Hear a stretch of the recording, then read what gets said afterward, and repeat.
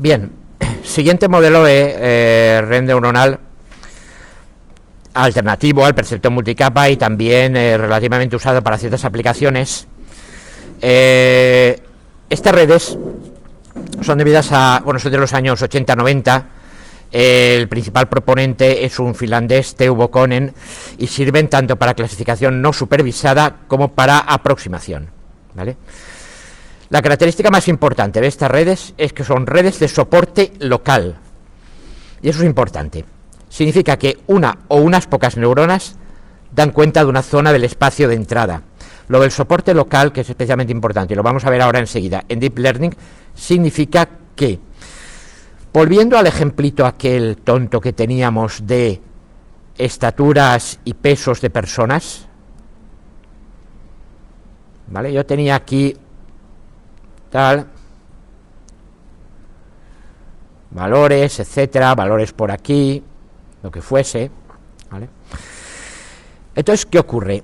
Primero que nada, en estas redes de soporte local, cada neurona tiene un número de pesos igual a la dimensión del espacio de entrada. Pesos tantos como dimensión de la entrada.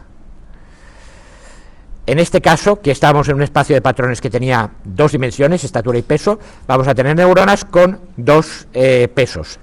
Y cada uno de estos pesos es interpretable en el sentido de que está asociado a una dimensión de entrada. Es decir, el peso primero de la neurona pues va a ser el peso estatura, digamos. El peso segundo va a ser el peso peso de la persona, me refiero, ¿vale? Entonces, ¿qué es lo que se trata de hacer? Pues en lugar de que todas esas entradas, todos los patrones de entrada vayan a alimentar a todas las neuronas, en lugar de eso cogeremos y situaremos las neuronas en el espacio de entrada. Por ejemplo, yo cogeré aquí, ahí, vale, una determinada neurona y digo, voy a poner una neurona por aquí, y otra por aquí, y otra por aquí, y tal. Entonces, ¿por qué la voy a poner aquí? Pues para que esa neurona sea alimentada con los ejemplos de entrada que se encuentran más o menos próximos o en su área de influencia. Por eso se llaman de soporte local. Es decir, todas las entradas no van a todas las neuronas, van solo a algunas de ellas. Y ahora la idea interesante de este hombre era, ¿dónde vamos a poner las neuronas de entrada? Pues una primera idea sería ponlas por todo el espacio de entrada, para que así cada una pues te coja un área del espacio de entrada y haga algo razonable con las entradas de ella, dando una especie de salida o algo así. Pero en realidad, ¿qué pasa? Que aquí yo tengo muchos más patrones de entrada que por aquí. Por tanto, ¿por qué voy a gastar neuronas poniéndolas por donde no tengo nada? Así que voy a concentrar las neuronas poniéndolas más o menos por donde más patrones del espacio de entrada tengo. Y al final, esto de aquí, en realidad, lo que sería es hacer algo como esto, aquí más espaciadas, aquí más espaciadas, y así sucesivamente. Así que, de alguna manera, la localización de las neuronas refleje la densidad de puntos del espacio de entrada en una cierta zona.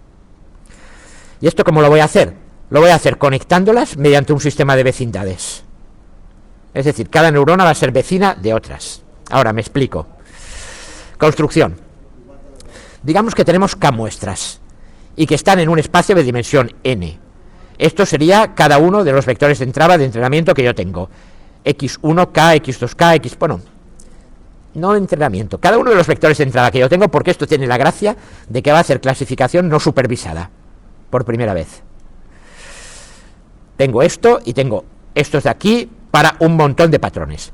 Bueno, pues la red está compuesta por n neuronas, menos que patrones. Normalmente yo voy a tener miles y miles de patrones de entrada para aprender, y voy a tener a lo mejor 10, 100, 50, 100, 200 neuronas, ¿vale?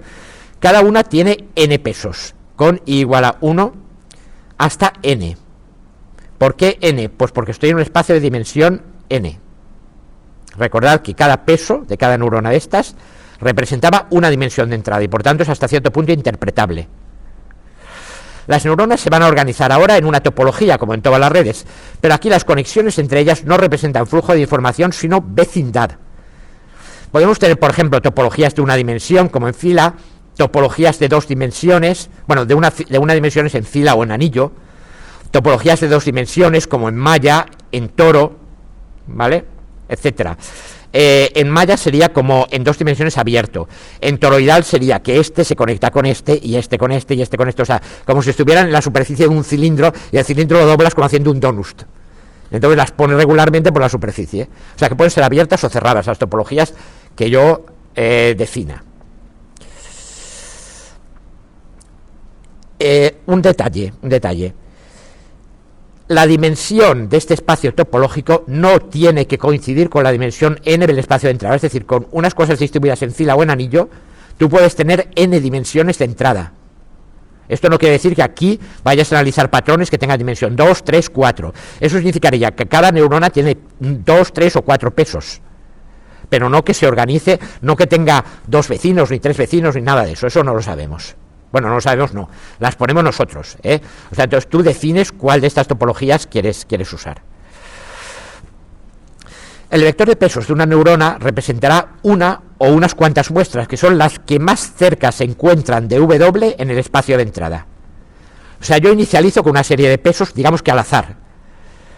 Y entonces digo, vamos a ver, esta neurona, le presento los patrones, cuáles están más cerca de ella en el espacio de entrada. O sea, más cerca quiere decir que si yo presento un patrón, por ejemplo, con X1, X2, ¿vale? ¿Cuáles son las neuronas cuyos pesos V1, V2 son más similares a esto? Esa va a ser la neurona ganadora. Entonces yo voy a medir distancia entre el patrón que presento y el estado actual de la neurona, para todas ellas. Y voy a determinar cuál es la ganadora. Esa es la que voy a hacer aprender con una regla geviana de tal modo que se acerque a esta entrada, pero, y aquí está la idea interesante, sus vecinas en la topología también las voy a acercar a la entrada, pero un poco menos.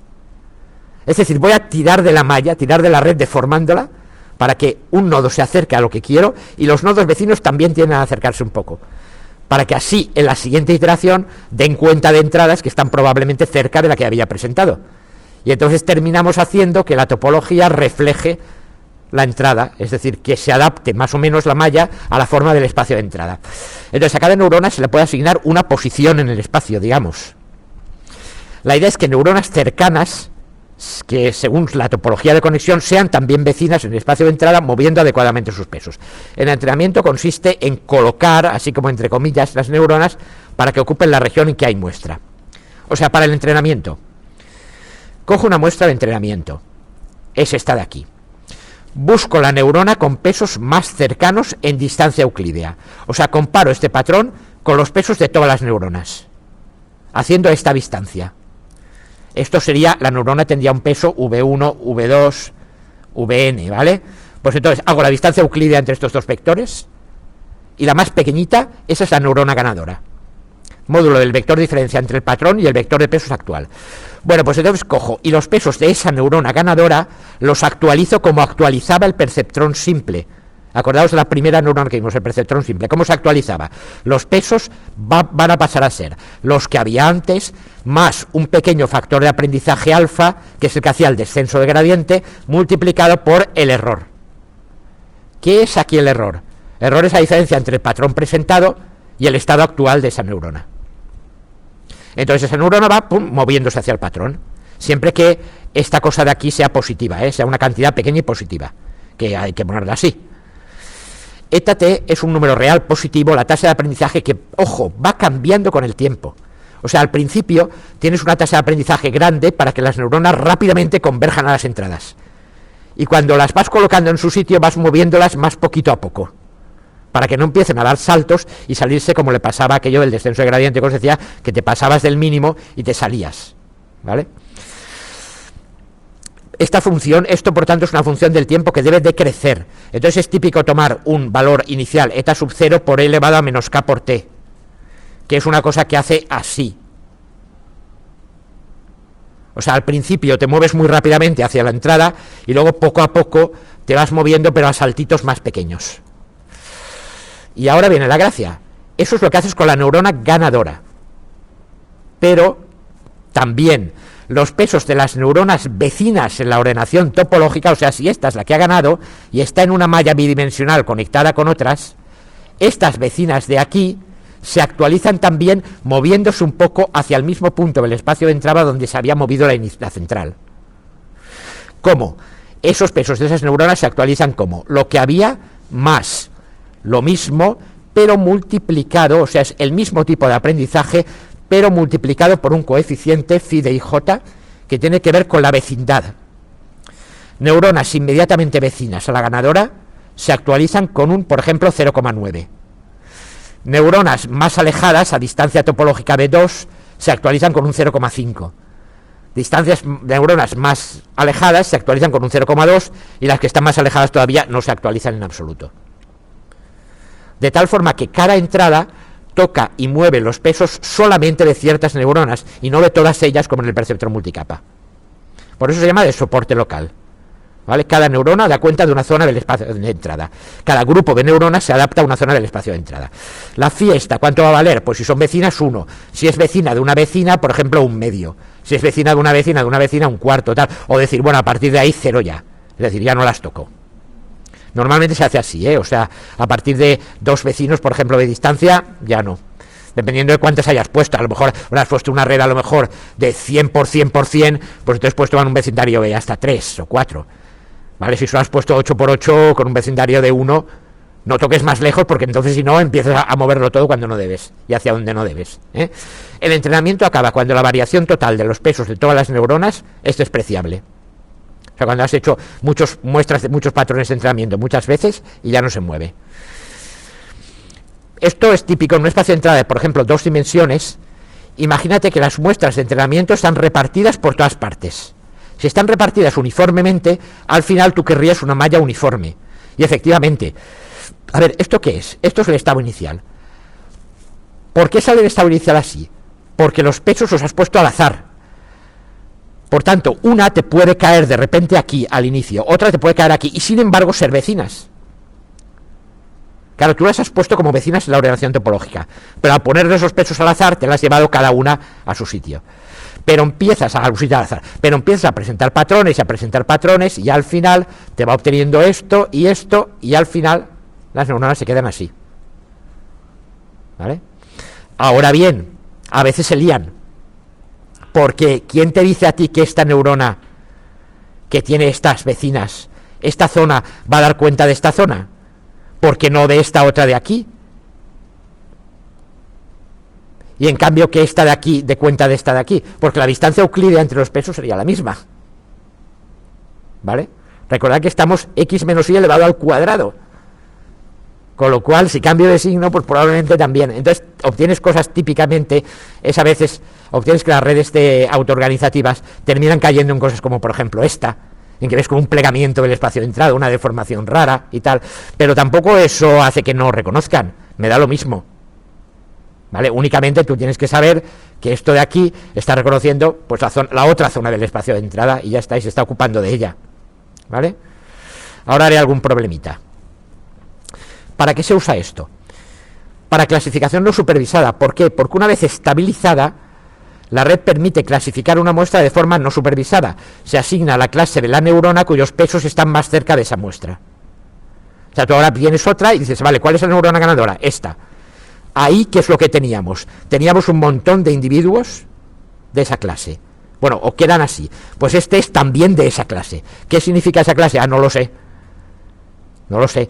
Eso ya lo tendré que decir yo. Pero al final lo que puedes obtener, por ejemplo, es este tipo de cosa, que tienes aquí una serie de neuronas así, muy densamente colocadas, luego las tienes más alejadas, aquí tienes otro grupo más alejado, ¿vale? Están colocadas como de esta manera, como una especie de malla pero irregular, que está más densa en algunas zonas que en otras. Pues las zonas en las que está más densa representan objetos que están agrupados, que son de la misma clase. Entonces cuando entras uno dices, vale, ¿cuál de estas se parece más a esta? Pues vale, ya sé que mi objeto es de la clase B. En este caso, los ejes son las 2 dimensiones del espacio de entrada, por ejemplo, peso y estatura. Pero... Sí, ya, y he hecho efectivamente una malla bidimensional.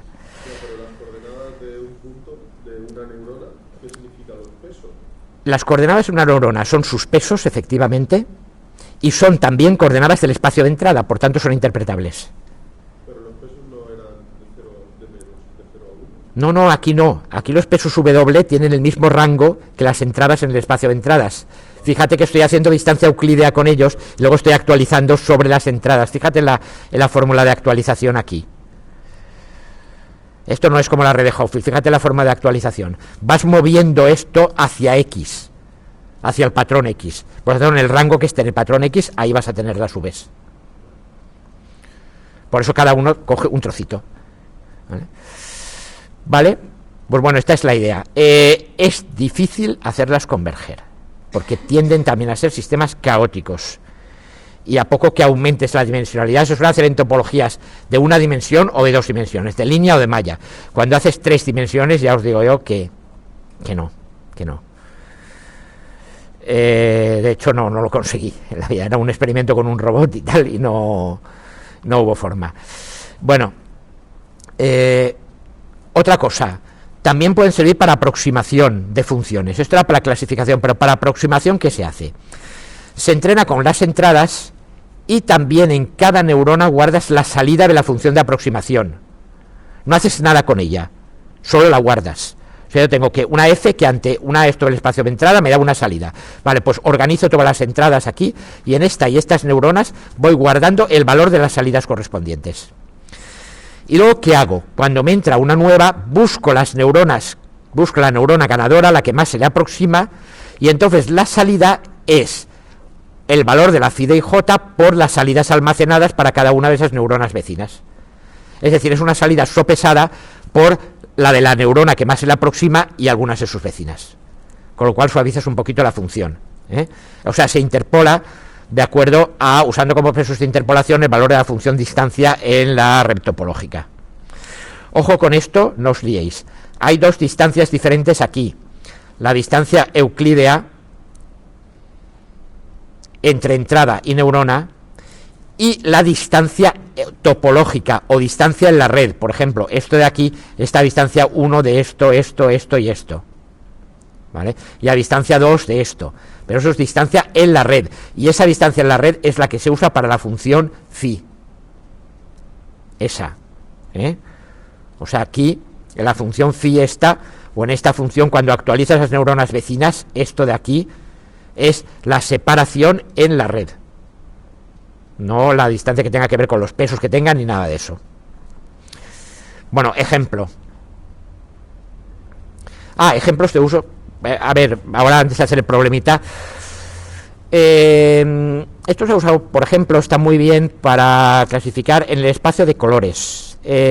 Sabéis que un color viene determinado por 3 coordenadas de color, que pueden ser la RGB o pueden ser algunas otras, da lo mismo, hay muchos sistemas de coordenadas de color, pero uno de los más usados, por ejemplo, en televisión es el RGB, que te dice cuánto tienes que sumar de rojo, de verde y de azul para dar un determinado color. Si los 3 tienen, la suma de los 3 es la intensidad, de modo que 000 te da negro, 111 te da blanco, y por ejemplo 100 te da rojo puro y muy intenso, 0500 te da rojo menos intenso, rojo puro pero menos intenso, y así. Entonces va sumándolo y tal. Bueno, ¿cuántos colores? Vamos a ver, si yo guardo, y es lo típico, una imagen con sus píxeles en RGB, para cada píxel, ¿qué tengo que tener? Tengo que tener 3 números, 3 valores. Si guardo cada uno de ellos en un byte, ¿vale? Tengo 3 bytes por muestra. ¿De acuerdo? Bien. ¿Cuántos colores diferentes podría haber aquí? 256, no. Pero combinado no, que va. Es que aquí tienes 256 valores, pero aquí también y aquí también. Exactamente, o sea, 2 elevado a 24. ¿Vale? Son 24 bits en realidad. Son 24 bits, pues 2 elevado a 24 posibles colores. Eso es una animalada. En una imagen de n por m píxeles, donde n por m puede ser típicamente, yo qué sé, esto pueden ser 1024, 4096 es 2048, a ver, 1024 son 2 a la 10, 2048, 4096 son 2 a la 12, multiplicado por 2 a la 10, puede haber como mucho 2 a la 22 píxeles, ¿vale? De modo que tienes muchos menos píxeles que colores posibles. Y además no solo eso, en una imagen normal o natural, un color es típico que se te repita muchas veces, con lo cual el número de colores es bastante más pequeño del máximo posible. Y no solo eso, debido a la diferencia de percepción del ojo humano, que tiene unos límites, si usas, por ejemplo, 65.536 colores, o sea, solamente con 2 bytes, te ahorras un tercio del espacio de almacenamiento de la imagen, y el color que ves, ya os digo yo, que es el mismo. Más aún, incluso si seleccionas 256 colores, tampoco te creas que vas a perder gran cosa. Pero, ¿qué problema tengo?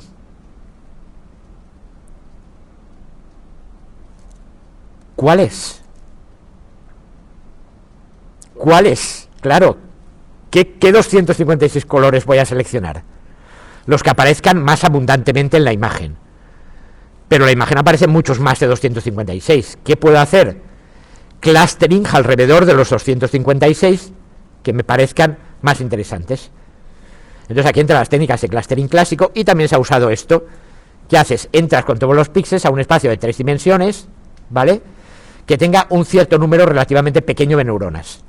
Cada neurona te da cuenta de un color y entonces eso es el color que usas para clusterizar. Y entonces todas las que se parecen más a este que a ningún otro, automáticamente van a parar a ese color. El ojo humano no lo nota mucho y al final repartes en los 256 colores. Esto también se puede hacer con Camins o con, que ya os lo expliqué, ¿vale? El algoritmo de Camins y tal también se hace y es bastante efectivo. Y eso sirve para, eso es lo que hacen, por cierto, los algoritmos estos cuando hacen los programas de manejo de imagen en GIMP y tal, para reducir el número de colores, hacen cosas de este estilo. Hacen clustering para ver cuáles son los colores más representativos y se los quedan. Bueno, ya hay muchos otros ejemplos de uso de red autoorganizativa. Vamos a ver un problema.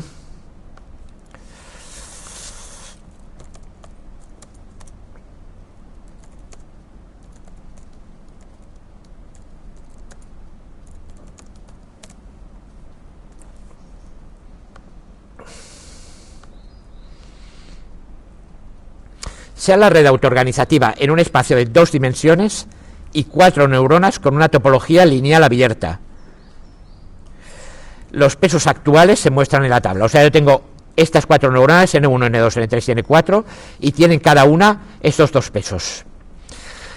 En un cierto periodo t del aprendizaje, para el cual la función de aprendizaje, la eta bt, vale 0,9, se le muestran sucesivamente 3 casos, que son 0,2, 2,3, 1,4, 3,5 y 0,16, 2,1.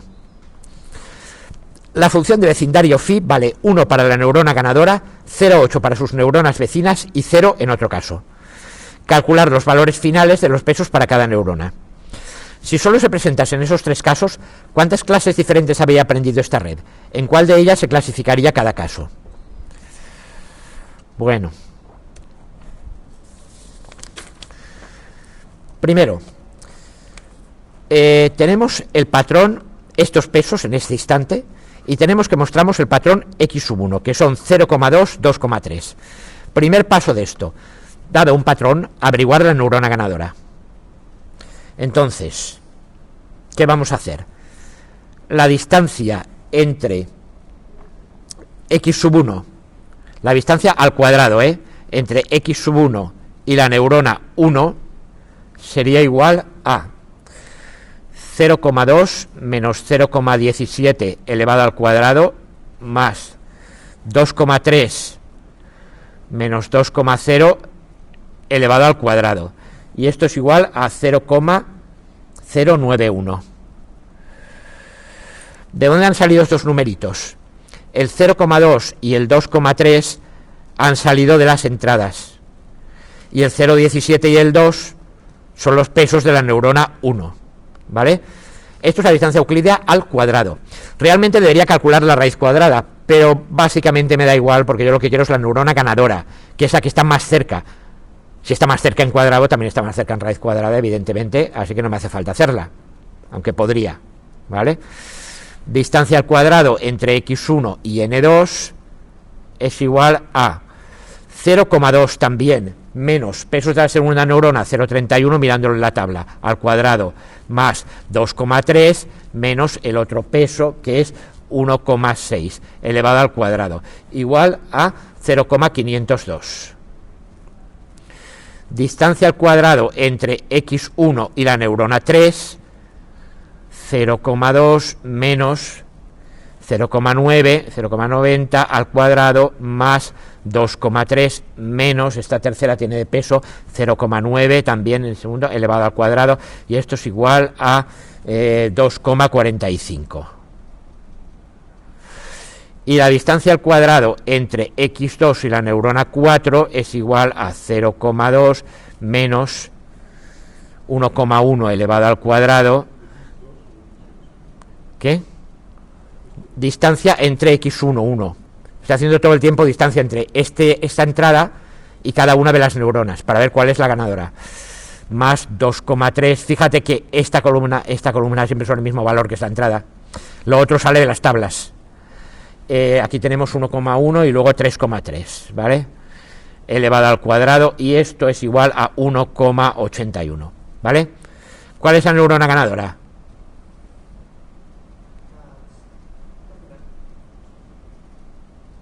...0,91... Ah, no, un momento, a ver... perdón... 0,091... que lo había copiado mal... 0,091... Entonces, evidentemente, la ganadora es la 1... ¿Vale? Y entonces, ¿qué se hace? Entonces, se actualiza esa neurona y sus vecinas... de acuerdo a la siguiente regla... se haría... V1, V2 será igual a... Lo cómodo es escribirlo así, en forma de vectores en vertical, ¿vale? Pesos actuales, 0,17 y 2. Recordad que eso está aquí, estaba aquí y estaba aquí. 0,17 y 2, más la fórmula, ahora dice, el valor de eta de t, bueno, esto es... Recordad, v en t más 1 es igual a v de t más... eta de t multiplicado por phi y multiplicado por la diferencia entre x y v. Esto es 0, esto lo dice el enunciado del problema, que en este momento el valor de la eta de t era 0,9 multiplicado por phi. ¿Cuánto vale phi? Phi es la función de vecindad.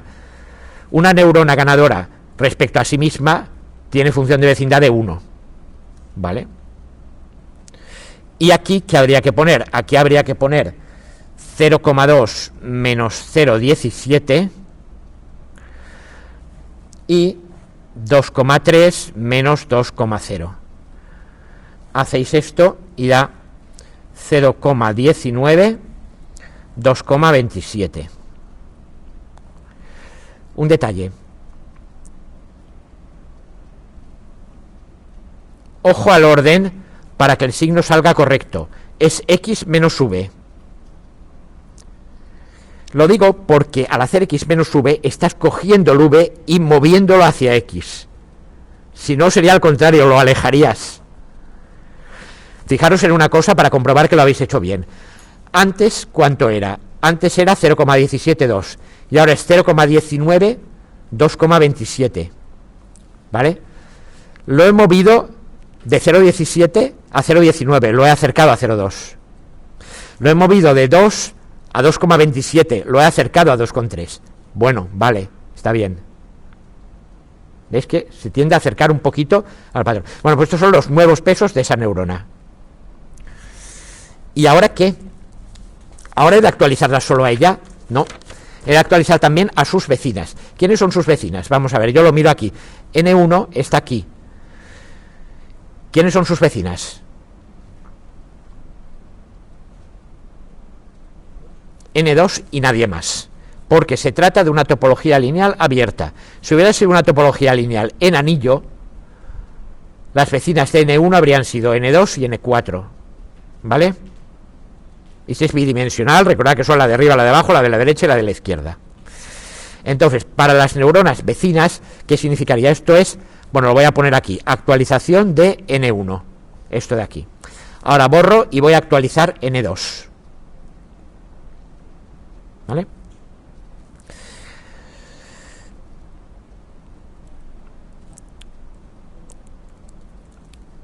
Actualización de la vecina N2 sería V1, V2, pero para N2 ahora sería igual. Vamos a ver, pesos actuales de N2. 0,70 y... ¿cuánto era? 0,31 y 1,60, ¿no? Sí. 0,31 y 1,60. Más eta 0,9 por phi 0,8.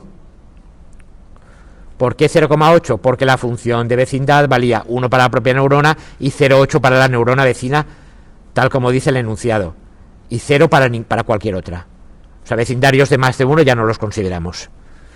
Más 0,8 por tal, y ahora multiplicamos por la diferencia, claro, 0,2 menos 0,31 más 0,2 y aquí 2,3 menos 1,60. Esto da igual a 0,231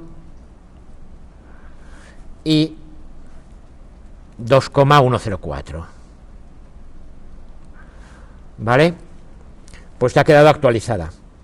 Otras neuronas no se actualizan porque los vecindarios más lejanos que el vecino inmediato tienen una phi de 0. O sea, esto sería 0 para otras neuronas. Con lo cual ya no actualizamos más. Bien, siguiente patrón. Ya hemos presentado uno y hemos actualizado. Ahora dice, siguiente patrón que presentamos. El siguiente patrón es el 1,4, 3,5.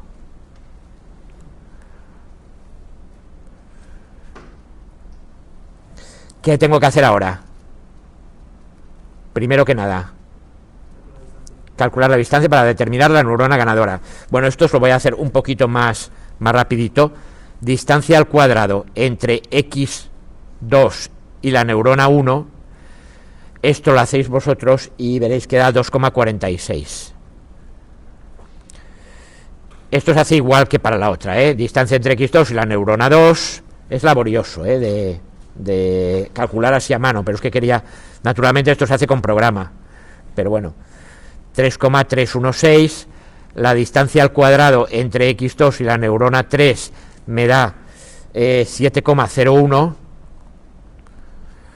y la distancia al cuadrado entre x2 y la neurona 4 es igual a 0,130. Por tanto, ¿qué? N4 resulta ser la neurona ganadora.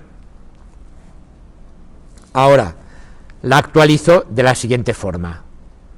V1, V2 igual a pesos actuales de la neurona 4, 1,10, 3,30, más 0,9 por 1 y por 1,4 menos 1,10, 3,5 menos 3,3. ¿Vale? Recordad, aquí siempre estoy poniendo los pesos actuales, aquí estoy poniendo la entrada X. Lo resuelvo esto y me da 1,37, 3,48. ¿Vale? ¿He de actualizar algo más? Sí, la 3, porque es vecina suya. Entonces, esto es actualización de N4 y ahora aquí voy a poner actualización de N3.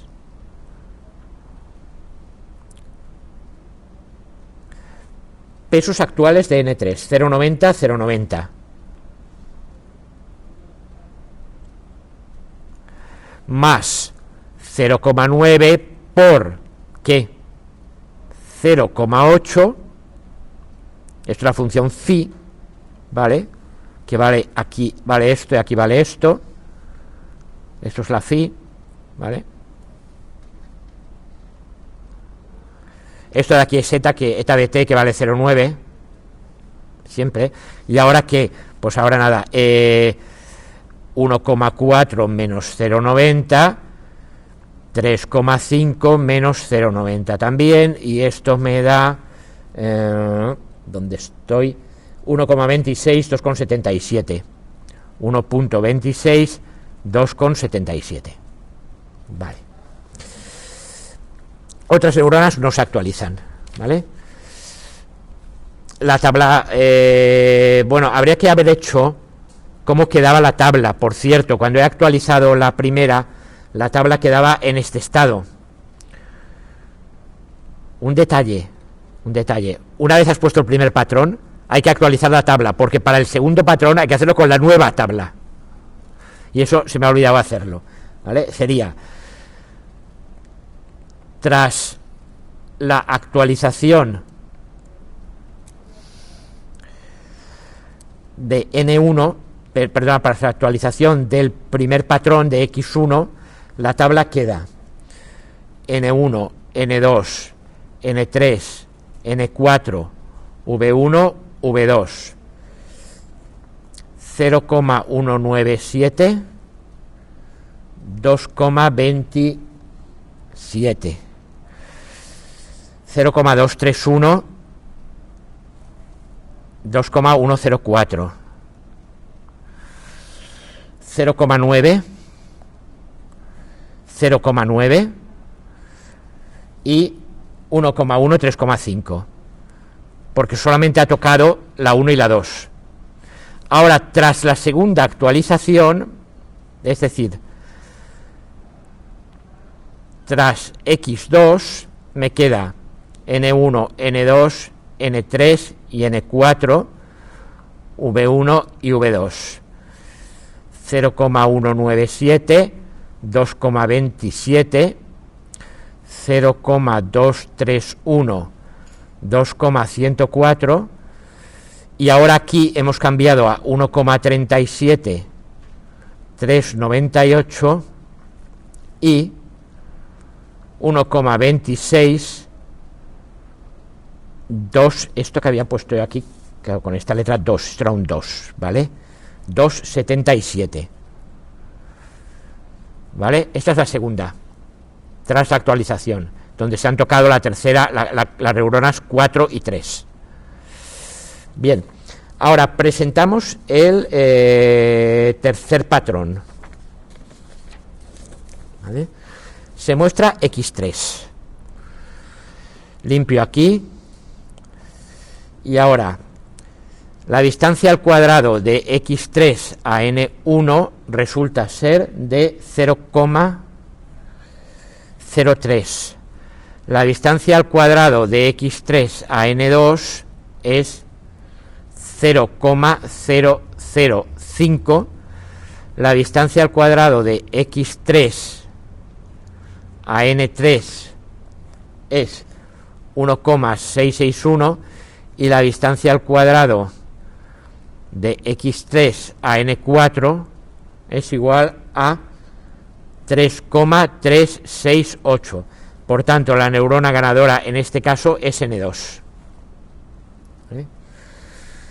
Se actualiza V1, V2 es igual a 0,230, 2,104, que era lo que quedaba en la última tabla, no en la tabla original, ojo, ¿vale?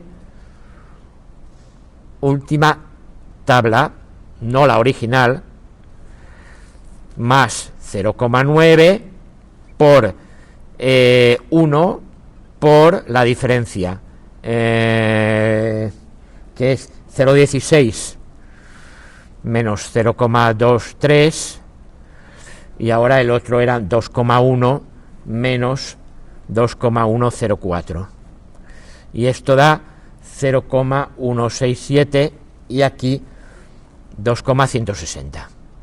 Vale, pero también aquí hay que actualizar que 1 y 3, que son las vecinas en la ordenación topológica. Bueno, dime. Creo que en la tabla X3X2 has puesto lo de N3 donde iba, lo de N4 ya lo he... Ahora ya la he borrado. pues vamos a hacer una cosa, de todas maneras. Como esto es numéricamente larguito, lo que voy a hacer es escanear y subiros mi solución, que está limpia, ¿eh? Bueno, está a mano, pero está limpita. O sea que la voy a escanear, la voy a subir esta tarde, y así estos errorecitos y tal se quedarán corregidos. De todas formas, con eso comparáis si acaso con el vídeo y creo que ya quedará bastante claro, ¿eh? Entonces, ¿qué pasa? Voy a actualizar, voy ahora, si acaso voy a hacer eso, voy a hacer más rapidito la actualización de esto es actualización de N2, ¿vale? Y ahora voy a actualizar N1 y N3. Entonces, para actualizar N1, resulta que termina saliendo, ojo, es casi igual que aquí, pero este 1 se resume, pasa a ser un 0,8, ¿vale? La función phi se actualiza todo igual, pero la función phi pasa a ser un 0,8. Entonces aquí me queda, para la actualización de N1 me sale 0,170 y 2,147. Y para la actualización de N3 me sale 0,968 o 0,468 y 2,288, ¿vale? Bueno, entonces al final, la tabla final queda de esta manera.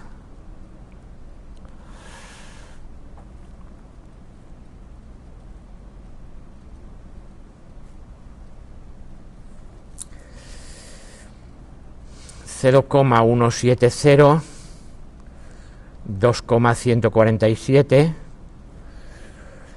0,167, 2,1,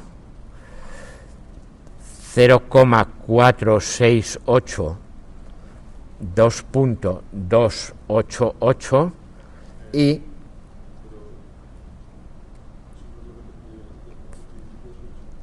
ya, ¿vale? Ahora N3, ¿vale? Exactamente. Sí, claro, N1 ha sido actualizada. Fíjate que este último valor de aquí es el que estoy poniendo en la primera fila, ¿vale? Y ahora aquí en la cuarta lo que había 1,370 y 3,480, ¿vale? Eso repasaré con mucho cuidado por si hubiera alguna permutación de fila o algún errorcito antes de subirlo, y lo subiré ya escaneado, así que miradlo mejor con más cuidado. La mecánica de todas formas está clara, ¿eh? Se busca la neurona ganadora, se actualiza con la eta que te den y el phi igual a 1. Se cogen las neuronas vecinas, se actualizan con la misma valor de eta y el phi igual a menos, lo que te digan, 0,8 o lo que sea, y así sucesivamente, ¿vale? Bueno,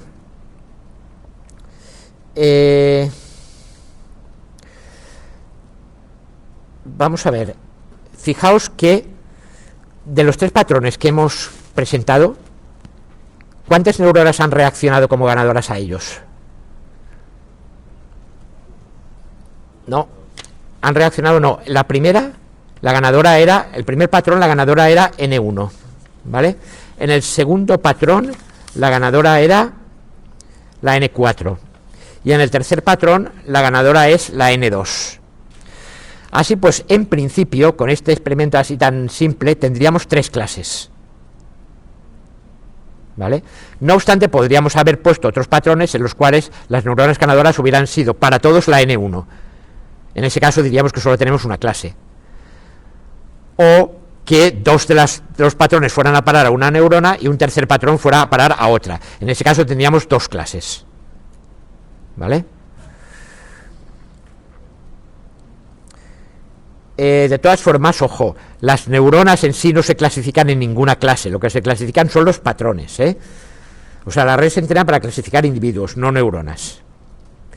Repitiendo este problema con otros valores diferentes para X3, por ejemplo, ¿vale? El resultado pues sería distinto y entonces podrías tener otras clasificaciones diferentes. Es un ejemplo un poco artificial y muy pequeñito, porque en grande evidentemente esto no lo puede hacer a mano, hay que hacerlo con ordenador. Bien, pues esto era la red autoorganizativa y ahora vamos a iniciar un poquito, aunque sea, lo que se llama el aprendizaje profundo o deep learning. Vale. Bueno, vimos que uno de los problemas importantes del perceptrón multicapa era que caía en mínimos locales debido a la alta dimensionalidad del espacio de búsqueda.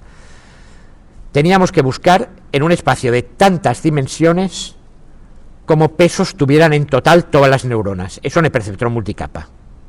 Porque tú lo que escogías era un valor para cada peso de cada neurona. Y eso es una barbaridad posible de combinaciones de valores. Y eso daba como consecuencia una capacidad de generalización pobre. O sea, la red aprendía bien el conjunto de entrenamiento, pero luego cuando se le muestra otro que no es exactamente de ninguna de las clases de entrenamiento, pues no generaliza bien. ¿Qué hemos de hacer? Pues esto que se ha intentado, redes de soporte local, vale, es una posibilidad, pero tampoco han dado no dieron tampoco gran resultado. Y paradójicamente, la solución es la contraria a la que uno se le podría ocurrir. En realidad no se trata de reducir la dimensionalidad, que dices, bueno, necesito menos neuronas y tal, pero claro, con menos neuronas tengo menos capacidad de almacenamiento, tengo menos capacidad de discriminación, entonces si pongo menos, tengo un espacio de búsqueda más pequeño, pero no consigo converger bien. Si pongo más, tengo un espacio de búsqueda más grande, y entonces me es más difícil converger o no. ¿Qué ocurre? Que al poner un espacio de búsqueda desmesuradamente grande, estoy añadiendo montones y montones de mínimos locales, con lo cual seguramente no, con toda seguridad me quedaré encajado en un mínimo local. Bueno, ¿y qué? ¿Es bastante bueno para mis propósitos? ¿El error que da ese mínimo local es suficientemente bueno para clasificar lo que quiero? Pues me quedo con él. ¿Habrá algo mejor? Seguramente. Pero me da igual. Entonces, esencialmente, la solución no está viniendo a través de reducir la dimensionalidad, sino de aumentar la dimensionalidad. ¿Qué se hace? Se introducen capas ocultas adicionales, en ocasiones como decenas o cientos de capas ocultas en medio, ¿vale? Con miles de neuronas. Aunque eso sí, en las capas iniciales suele limitarse la conectividad para conseguir hasta cierto punto un soporte local. O sea, no va todo las entradas, recordad que los cuadraditos estos no significaban nada, significaban reduplicar, o sea, copiar la entrada en los sitios estos. Bueno, pues esto, en lugar de tener flechas a todas las neuronas de la capa de entrada, lo tienes solamente a algunas. ¿De acuerdo? Con lo cual, bueno, ¿qué es lo que hacemos? Pues es total. En las capas iniciales a veces puede limitarse también la conectividad, o sea, esta capa, bueno, perdón, las entradas van efectivamente a todas la reduplicación va a toda la entrada, lo siento, pero en cambio, de aquí, de la primera a la segunda, en lugar de ser un fully connected, esta de aquí se conecta solo a algunas, esta de aquí se conecta solo a algunas, y así sucesivamente. Entonces ahí sí que tienes un soporte local, porque estas neuronas de aquí estarán cogiendo una determinada zona del espacio de entrada. Esta es de aquí, otra determinada zona del espacio de entrada. Ahora cuando lo veáis en imágenes es como de verdad se ve claramente esto cómo funciona. Porque no las he dibujado. Pero sí que hay, ¿vale? Sí que hay las que faltan. Mira, pues voy a corregir el dibujo también, ¿vale? Y aquí no, aquí la conectividad es reducida. Luego vas tal, y al final sí que hay lo que se llama una capa de conectividad completa, o sea, una fully connected de las que hemos visto, un perceptor multicapa clásico con varias funciones de salida. Actualmente el término aprendizaje profundo suele referirse a perceptores multicapa con decenas o cientos de capas intermedias que se entrenan usando el algoritmo de retropropagación. Como habéis visto, el entrenamiento era computacionalmente costoso, porque tenías que ir para cada salida, para cada individuo del patrón de entrada, yendo hacia atrás con el error y corrigiendo hacia atrás todas las conexiones posibles. Claro, si tienes decenas, cientos y miles, hay miles y miles y miles de operaciones. Pero afortunadamente se pueden hacer en paralelo.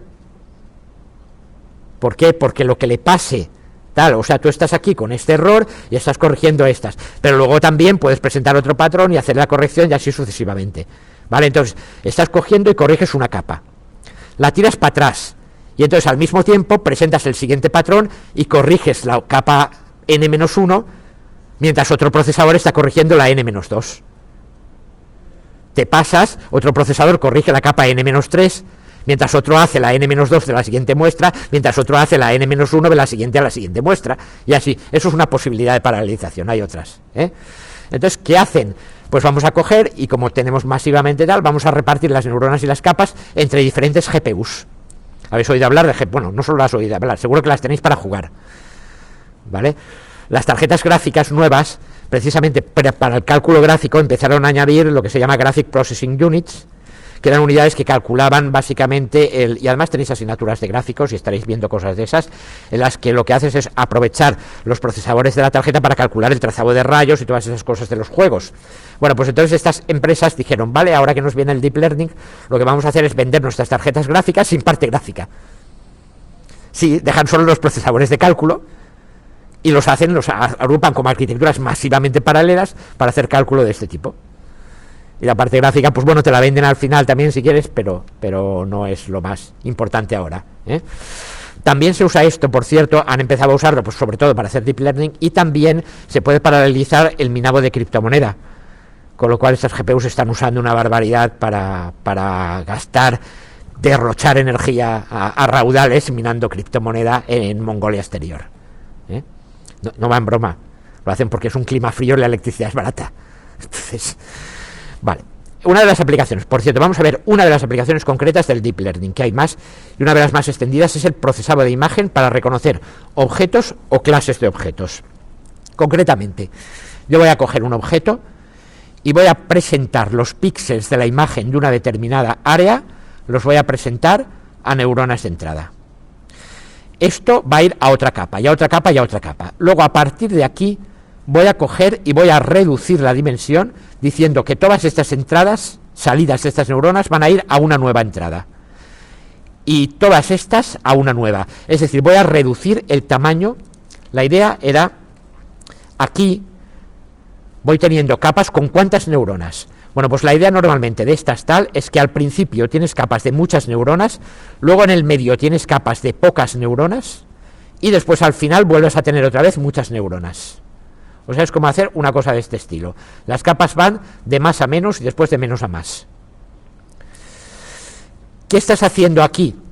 Reducir la dimensión, es decir, de alguna manera tener menos pesos para entrenar, y por tanto toda la información esta la estás comprimiendo de alguna manera en una serie de pesos de tamaño menor. Un vector de pesos de tamaño menor. A ver, en realidad el vector de pesos contiene los pesos de toda la red, pero en la práctica tú estás aprendiendo por capas. Así que cada capa, en cierto sentido, va conteniendo una cierta información cada vez de menor dimensión. Al final, las agrupas todas en un único vector y luego te lo llevas a una red de fully connected con un montón de neuronas, en varias capas completamente conectadas. Y al final tienes la salida, ¿eh? Entonces, en las aplicaciones, las primeras capas están en aspectos visuales relevantes, usando lo que se llama convolución, que es lo que os explicaré el próximo día. Y estos aspectos usan como características que entran a las siguientes capas que realizan finalmente la clasificación, y eso se llaman redes. La primera parte se llama redes neuronales convolucionales o CNNs.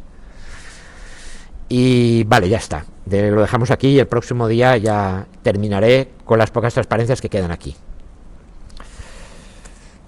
Y os haré algún ejemplito también que está muy bien de alguien que ha puesto programas de demo para probar con estas cosas.